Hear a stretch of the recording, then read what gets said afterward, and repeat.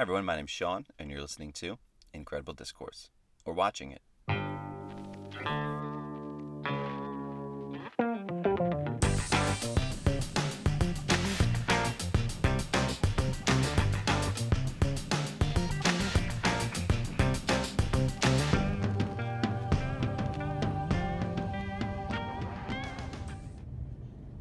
Today, we begin our journey through the history of the Japanese archipelago.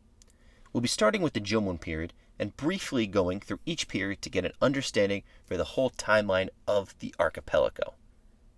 I'm going to be using the term Japanese archipelago to refer to the islands, which are separate entities than the nation state of Japan, and because in the first couple periods, Japan doesn't really exist.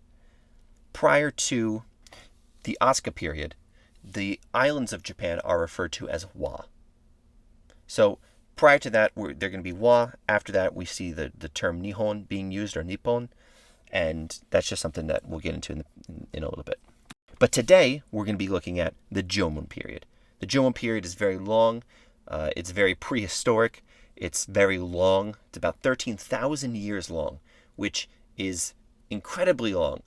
13,000 years, especially considering that after the Jomon period, all of the other periods from the end of the Jomon period until today are roughly 3,000 years.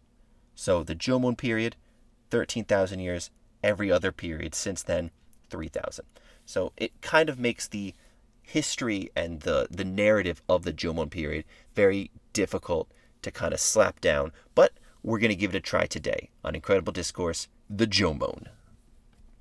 So the Jomon period is the period in Japanese prehistory that extended from roughly 14,000 BCE to about 1,000 BCE.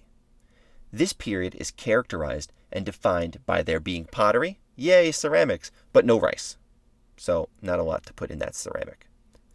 Of course, this ridiculously long 13,000 year period had a lot of things going on, and a lot of things that we no longer know about because they didn't write it down.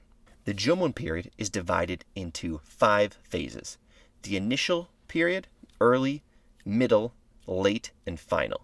Because looking at the Jomon period as one uniformed period of time is kind of ridiculous because of how long it is. Yeah, and I know that's what we're doing here, but we're doing brief things. We'll come back to it to cover different topics in the different periods, but for now we're looking at the Jomon as one solid period, so we'll keep it brief. Throughout the Jomon period, the Jomon people, or the Jomonians, if you will, lived nomadic to semi-nomadic lifestyles. They also made amazing pottery. The Jomonians harnessed the unstoppable power of rocks. They made lithic tools. Exciting times. They enjoyed removing their own healthy teeth for fashion. This can be seen here and here. They enjoyed tattooing themselves. And they made friends with the Korean kingdoms and some of the Han Chinese. So people started to come on over to see what was happening in the Japanese archipelago. And you know what? It turns out some of those people from the Korean peninsula decided to bring over some tasty rice and said, hey, Jomons, guess what? We've got rice. Jomon said, what do you do with rice? Then the people from the Korean continent asked them, you guys don't have metal or bronze or iron or anything like that. The Jomonians said, what's bronze or iron? Stab! And that's kind of how the Yayoi peoples moved into the islands with their delicious rice and their pointy metal objects. But unfortunately, or I guess fortunately for the Jomon peoples, that didn't happen throughout the islands. And in the vast majority of cases, potentially, hypothetically, we don't know, it was a long time ago, there was peaceful cohabitation and intermixing of the cultures from the peninsula and the continent and the Jomonians who lived throughout the Japanese archipelago. And the beautiful descendants of these two groups of people are today the modern Japanese. The Jomon period, beginning with the advent of ceramic technology in the north. Actually, it started in the north in what is today Aomori Prefecture, fun fact, and ending with the dawn of agriculture in the south. Next time, we're going to be going into the Yayoi period, exploring what this rice thing was all about and how things moved forward and progressed after the end of the Jomon.